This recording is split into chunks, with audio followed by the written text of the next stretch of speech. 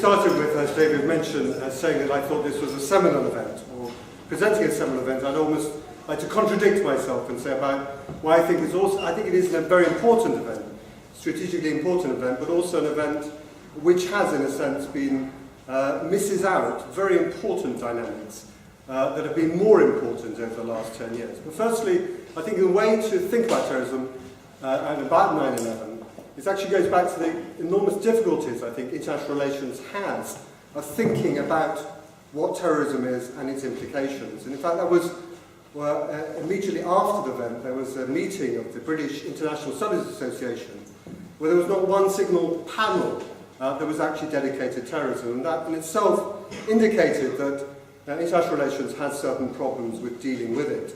I think one way of thinking about 9/11 is to analyse it in terms of it as a terrorist act. And one very useful definition that I have from that is taken from the French scholar Raymond Aron, who calls it an act of violence is labelled terrorist when its psychological effects are out of proportion to its purely physical results. So, just separating off the psychological impact of 9/11 from its actual physical reality and physical impact of it is an important way of thinking about the implications. The psychological impact was clearly absolutely enormous in relation to 9/11. It galvanized a US population which had seen itself previously as relatively invulnerable from external attacks.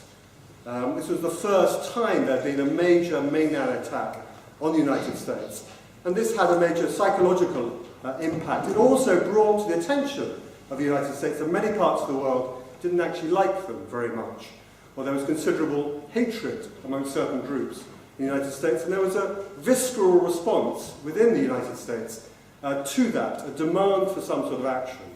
And that coincided with quite an important shift in US policy making. When the Bush administration first came into power, it was actually a fairly cautious, realist approach, focusing upon China and Russia.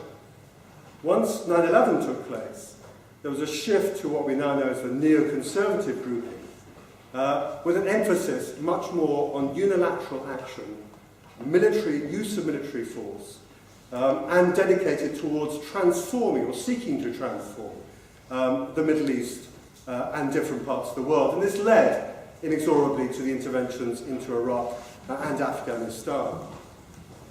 And similarly, one could say that there, as well as the war on terrorism waged by the United States, there were multiple other wars against terrorism.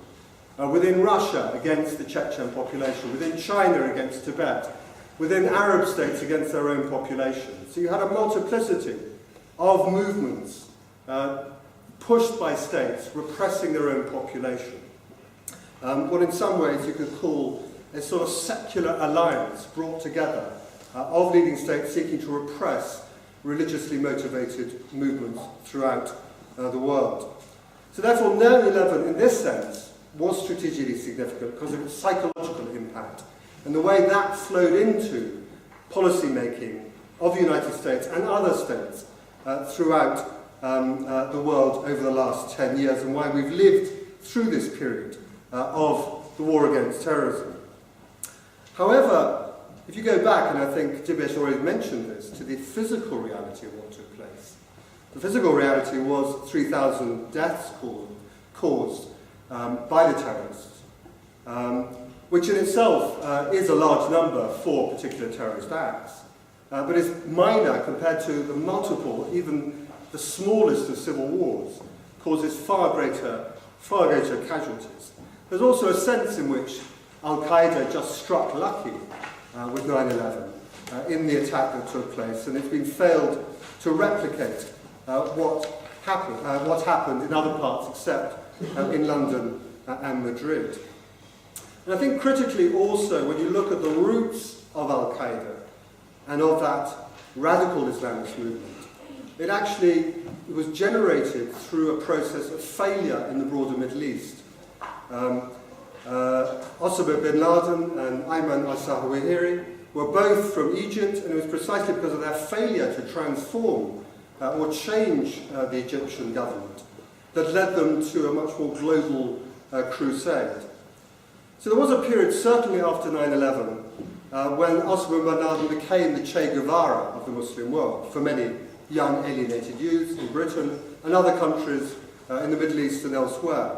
There were many insurgency movements which took the franchise of Al-Qaeda in terms of seeking to change their governments within particular states. But as I think the Arab Spring demonstrates, actually the power and influence of Al-Qaeda and of radical Islam has actually been greatly exaggerated. And it came from multiple other sources that one sees this seismic change taking place within the Middle East. And now it is very rarely seen as a vital force, in a sense, for change in international politics. And I think the underlying reality, which has been missed, which has been excluded from this whole last 10 years, which hasn't really been analysed, is this enormous shift in the balance of power. The shift in particular that you see most dynamically during the 2000s of manufacturing industry moving from the West to China and other parts of the emerging powers, India and other countries. The rise of resources and oil and copper and other things which have become much more expensive and which has actually led to improvement in conditions in many parts of Africa and elsewhere. And the failure, in a sense, of the West to base its economy upon services, upon financial activities, and the dot-com failure and then the recent recession in 2008-10.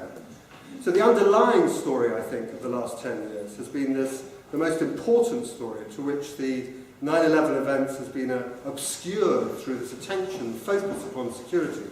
There has been this dramatic shift in the international political economy, which has led, I think, now to a real transition, in the process of a transition from the dominance of the West to a growing convergence of other parts of the world, of the developing world, in terms of the economic future of the world. And I think that's the really critical story for thinking about what's happened in the last 10 years, that this psychological impact of 9/11 has inevitably been a very important part of that story.